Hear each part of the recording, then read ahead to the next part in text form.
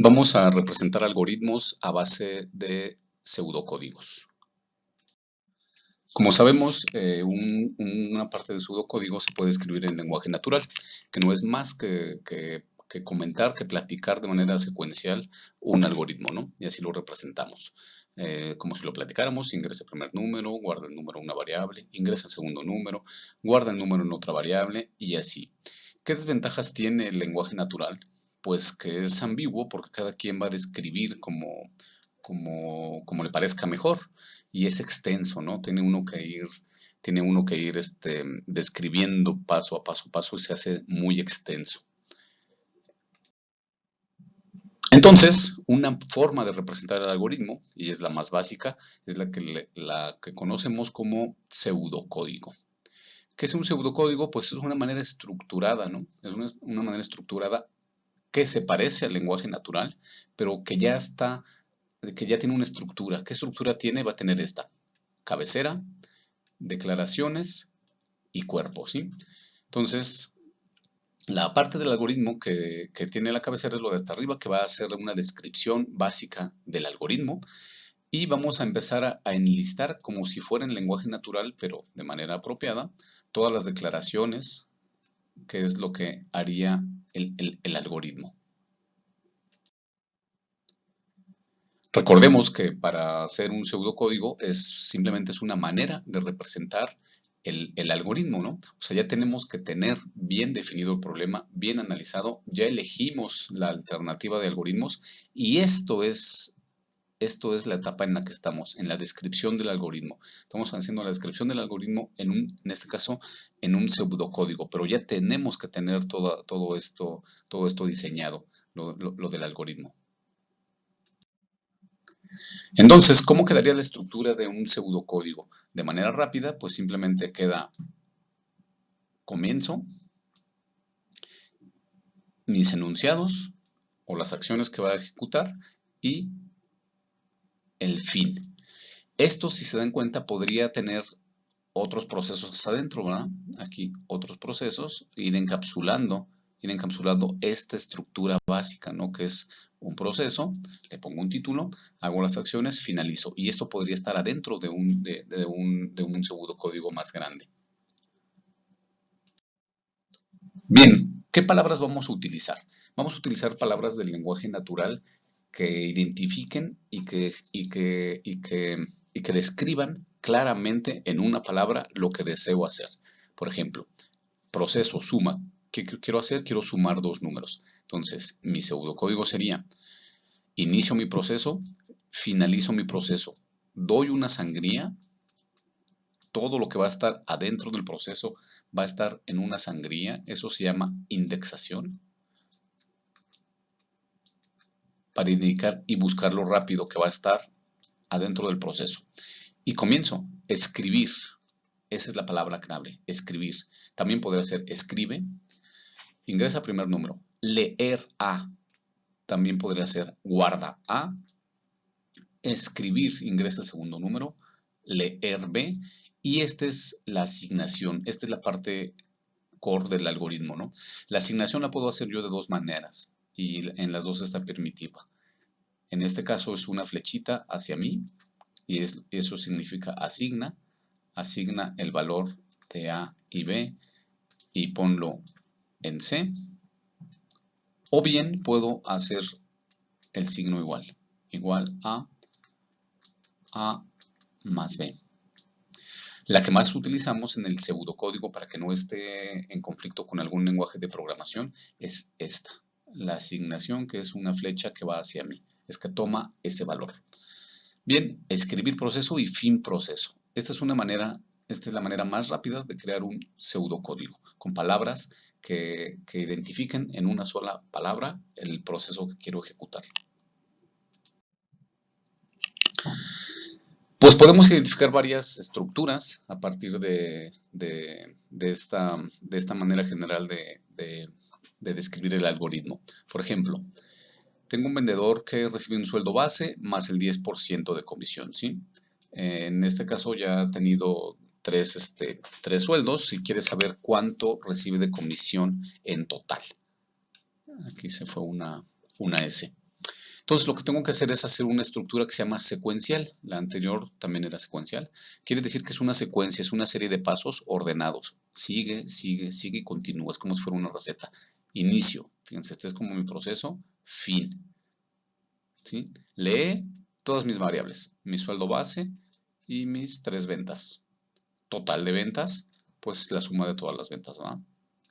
Fíjense, estoy haciendo una igualación de esta manera. También lo pude haber hecho con una flecha hacia mí, asignando. Comisión va a ser igual a comisión total de las ventas por el 10%.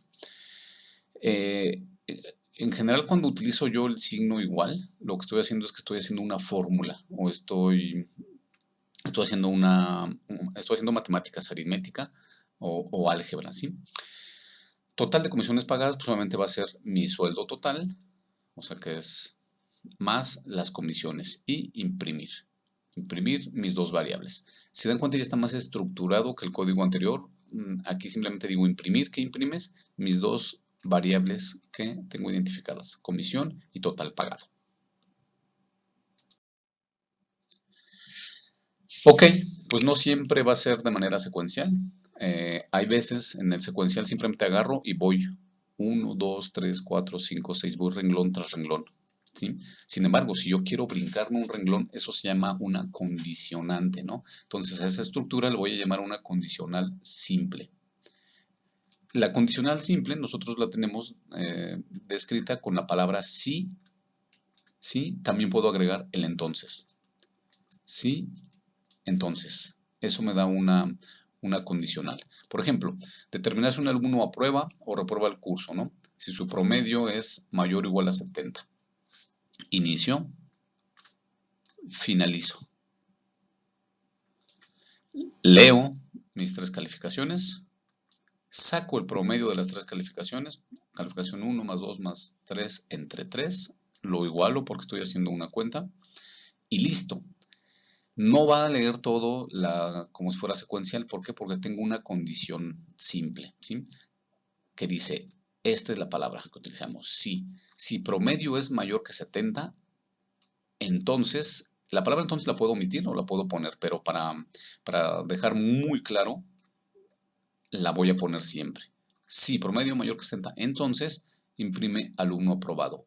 Si no, si no también lo puedo sustituir como otro, por la palabra otro, si no, imprimir alumno reprobado. ¿Por qué es una condicional? Porque no va a ser los dos, como si fuera secuencial. El secuencial haría todos, el condicional o hace y este no, o hace el de abajo y este no, porque es una condicionante.